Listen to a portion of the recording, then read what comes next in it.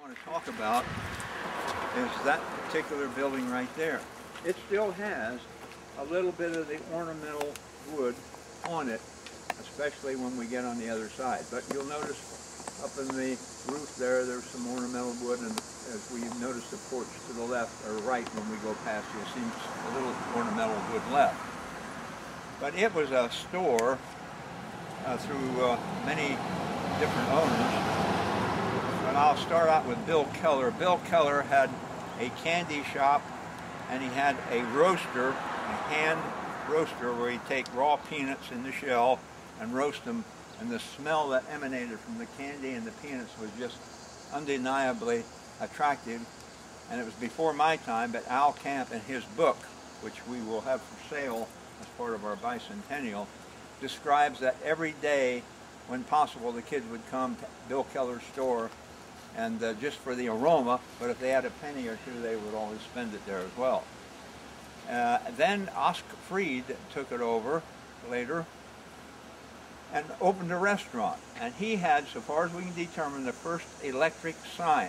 It was a homemade sign, I don't know about that large, and he had glass painted black, but he scratched out or had removed eats. And when he turned the incandescent bulb on, the people coming off the trains could look up the street and see this electric sign, eat. And your brother, they has that particular sign. And you had the peanut roaster too. Yes, exactly. And then it continued in business after that, but shortly after the restaurant closed, as far as I can remember, the only other business was your brother's paint shop. This building here, which in the past few years has not done Beavertown a lot of credit. And I won't describe the situation, but it certainly was a bad place, and there were some bad people living there. But when it was built by Dr. J.T. Strohecker, it was a doctor's office on the first floor, and that little addition over there was a pharmacy. And it was genuine, good, hand-mixed, it was an apothecary, but he genuinely mixed drugs, state-of-the-art up to that point, and had toiletries and perfumes for the ladies. And I have an ad that he put in a local paper. I put that in the Beavertown News at one point. A very fine physician, spoke mainly Pennsylvania German, but then so did everyone else, his patients. And Ada Petrick Thomas, who was a school teacher here in town, and one of my sources for history, told me that one time, in those days, all toilet facilities were outdoors except this building. We'll talk about that later. And people would get boils on their rear ends. That was a frequent ailment. And she came to Dr. Strohecker to have this boil lanced. And after that, how much do you feel? And he says, oh, get me on follow. Says, net for dous, is for the this and he, which translated means, give me a quarter. It's not for the doing, it's for the knowing how. I mean, that's a little anecdote that anyone who speaks Pennsylvania German would appreciate. On the second floor, the whole second floor, he had a business called the Pennsylvania College of Telegraphy and Railroad Business. And I'm just going to read a little anecdote here that was published in the Middleburg Post in 1891. The 26th of March, 1891, quote, the 14th annual course of the Pennsylvania College of Telegraphy and Railroad Business will start April the 1st at Beavertown. Evening classes for working men. For further information, contact Dr. J.T. Strohecker, Secretary. And this is the 14th, so you can subtract 14 from 1891, and that's when he began. Now the Pennsylvania Railroad came into our town in the 1870s, and a lot of people came to this college of telegraphy and railroad business by way of the railroad and stayed at the Central Hotel, at that time it was called the Oregon House Hotel, and the Smith Hotel, although the Smith Hotel was pretty much going out of business by the time this started. The students from out of town would stay there. The people in town and surrounding areas would go there. But this was sponsored by the Pennsylvania Railroad. They had maybe one or two other Pennsylvania College of Calligraphy and railroad businesses around the Commonwealth, but this was a very important one. Anytime you graduated from this school, you were guaranteed a job. And I'm going to take only one example of that.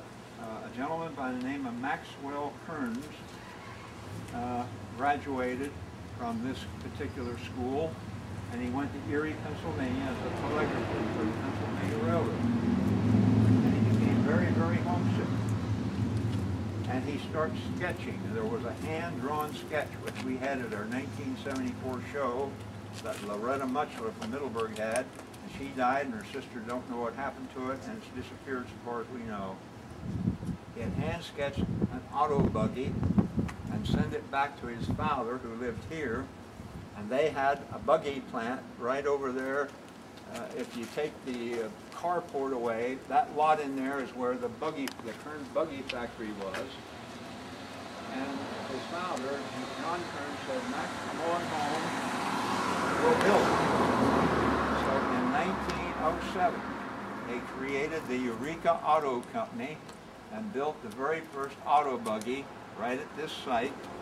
And if you come to our historical show, which we're going to be holding on the 20th, 21st, and 22nd in the air-conditioned fire hall, you will see the actual first printed handbook advertising this car, and there will be other current items there, a lot of photographs, because it became a significant industry, and I'll just share some of it now.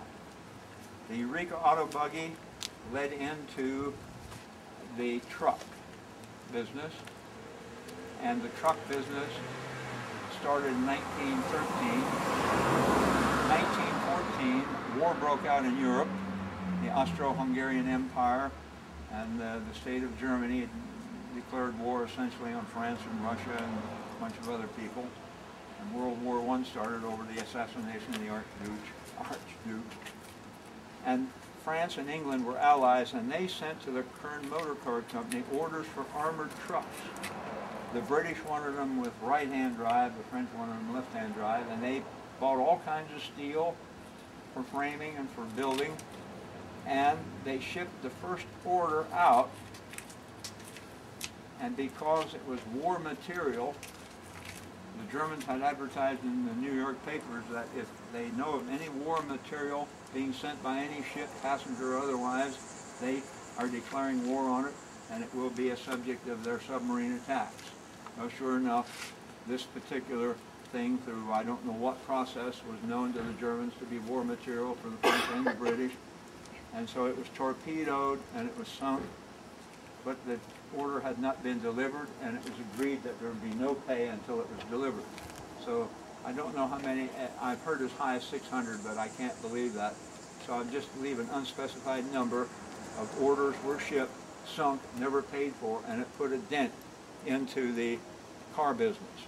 Then when we entered the war in 1917, everything became scarce. All steel supplies, all copper, all other rubber, all the things needed for the auto business were curtailed, and so that put another dent in their business. But following the armistice in 1918, November 1918, slowly materials became available, and they resumed building cars, and they built one of the earliest compact cars called the Lulu Mobile, and one of those is on permanent display at the William Penn Museum in Harrisburg.